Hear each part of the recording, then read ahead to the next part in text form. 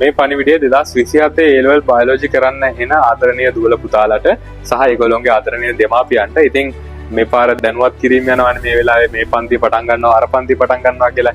ඉතින් මම විශ්ව පෙරේරා නුගේගොඩ රොටරි අධ්‍යාපන ආයතනයේ ජීව විද්‍යාව උගන්වන දේශකයෙක් විදිහට කටයුතු කරනවා. ඉතින් මම ආවේ අද මගේ අලුතින් පටන් ගන්න පන්තිය ගැන දැනුවත් කරන්න මේ.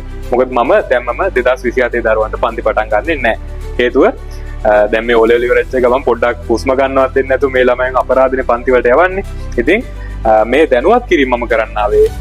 එහෙම ළමයෙක් ඉන්නවා නම් ඔයාලට පුළුවන් නොමිලේම 12 වසරේ පළවෙනි වාරයට අදාළ පාඩම් මාලාව අපේ Biology Lessons with Vishwa කියන YouTube නාලිකාවට ඇවිල්ලා නොමිලේම ලබා ගන්න.